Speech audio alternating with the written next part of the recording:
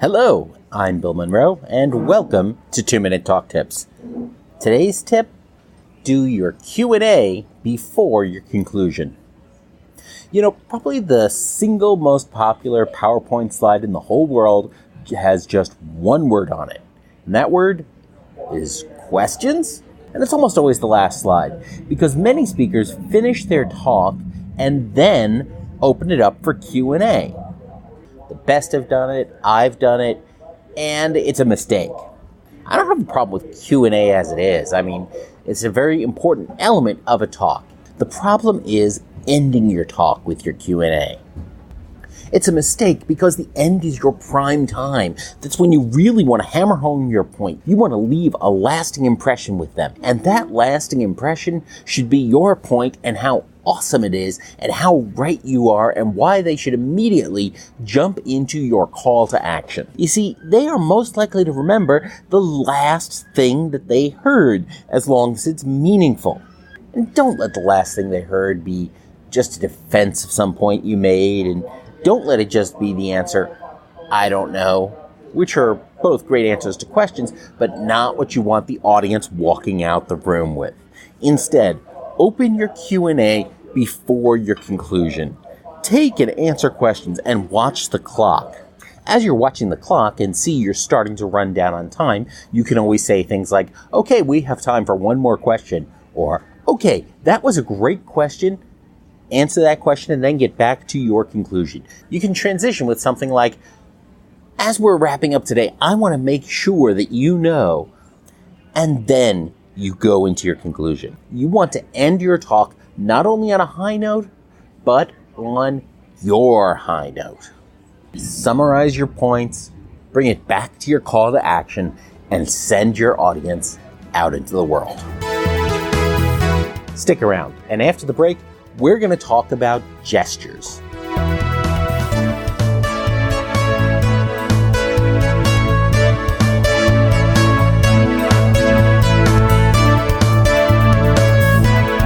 I am very excited to announce that just a few days ago, I launched the first episode of The Stroke Cast. The Stroke Cast is my new podcast where, as a Gen X stroke survivor, I explore rehab, recovery, the frontiers of neuroscience, and one-handed banana peeling. You can find the Strokecast at strokecast.com. You can also find it in the Apple Podcast Store and wherever you get your better podcasts.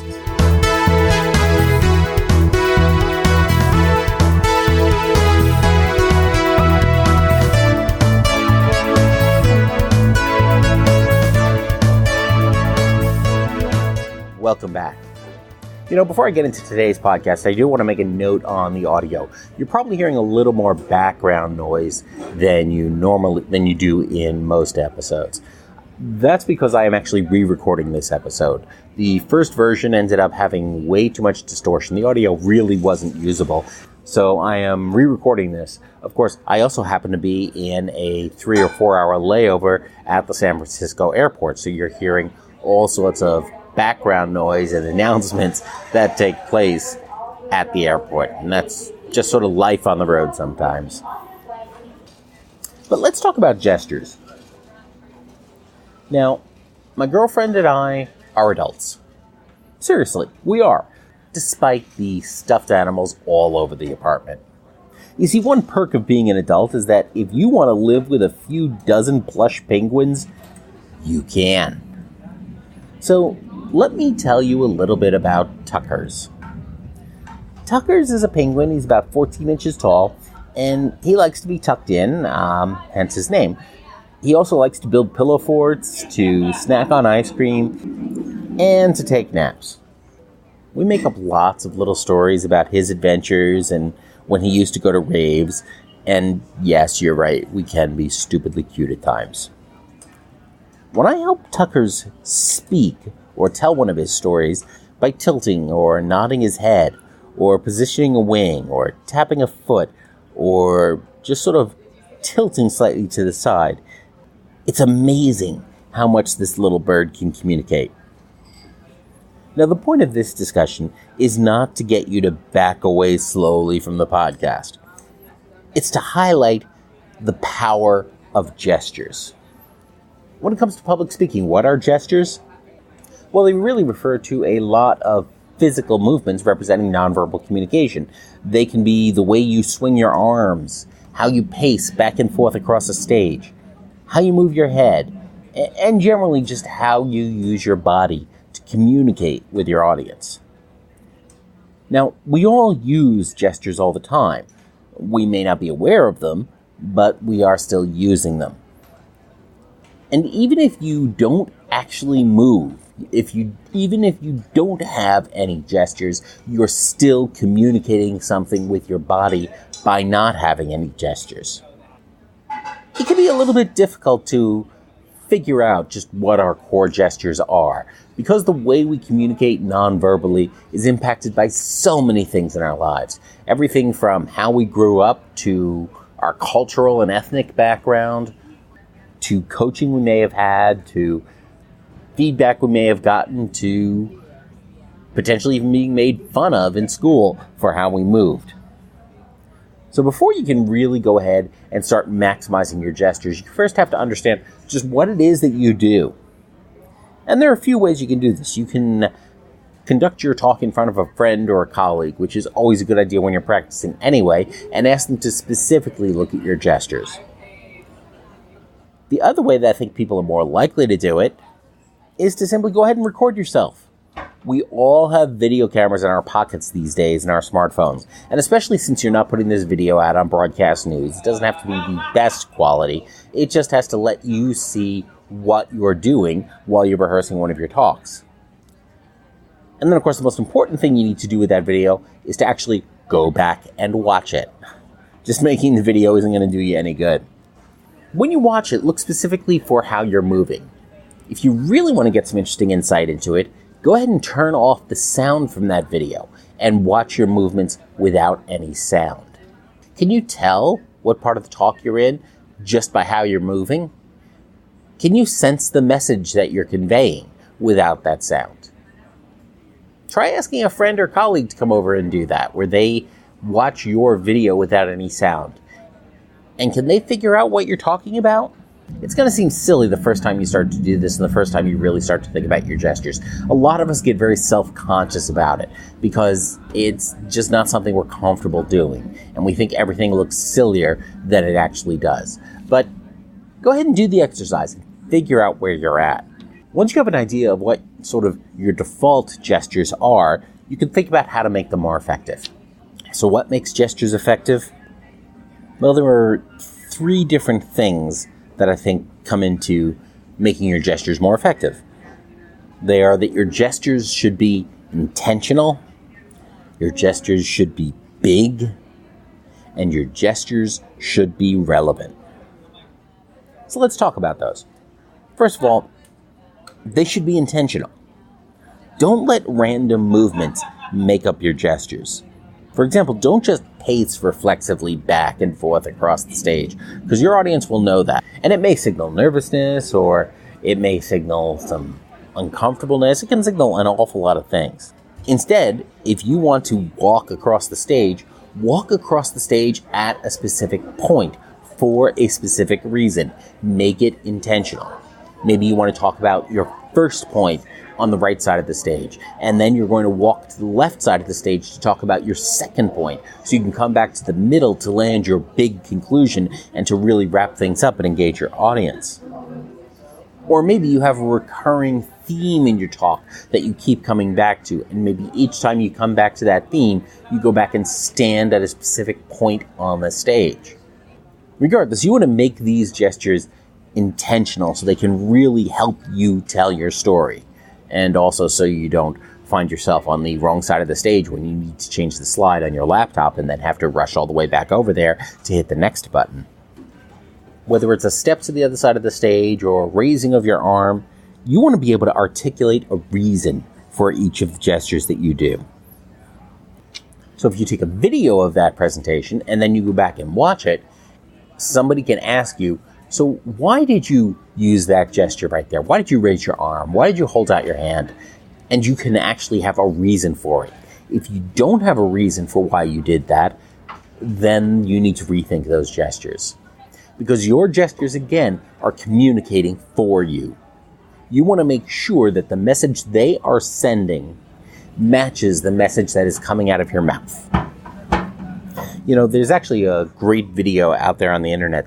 Somebody went ahead and compiled a whole bunch of Donald Trump speeches and looked at the way he uses his hands when he's speaking. And it appears to be just sort of a reflexive subconscious gesture that he does.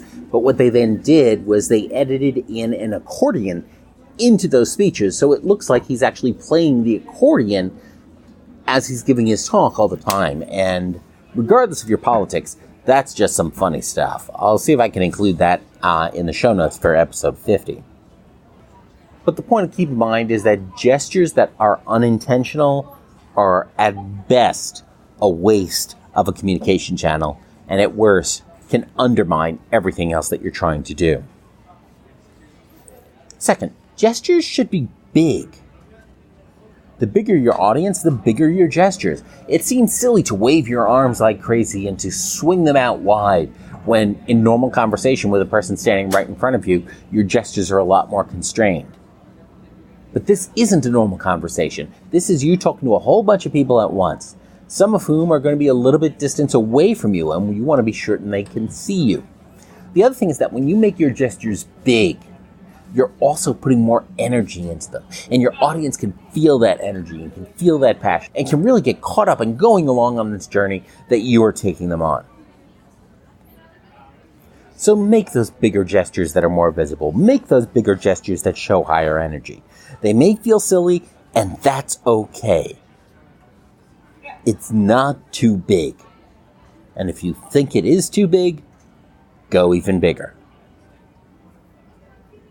Third, gestures should be relevant.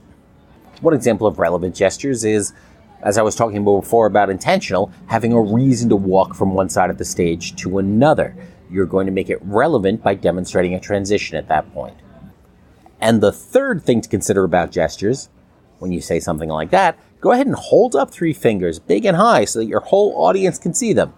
And when we talk about doing this reflexively and matching what we're doing, I'm actually finding myself making those very same gestures here as I'm sitting in the San Francisco airport. And I'm just sort of hoping nobody calls security on me at some point.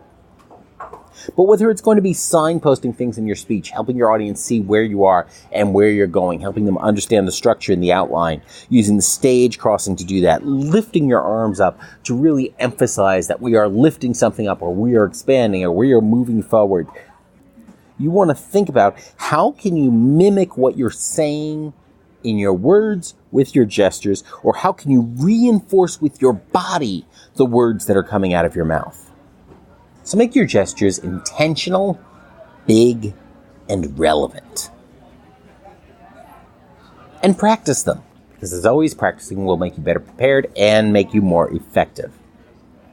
And there are a few different ways you can practice. There are 3 different things I'm going to suggest trying here. First, try to deliver your presentation without speaking. Can you tell the story of your entire presentation, of your entire talk, with just your body? You don't even have to do this one with an audience. Even if you just do it yourself and focus on trying to tell the entire thing with your body, you'll be teaching yourself intentional and relevant gestures. The second strategy is to go ahead and practice with a colleague or friend. Now, it's always good to practice with them and actually go through your talk. But what I'm talking about here is try an exercise with them where you try to have an entire conversation without speaking.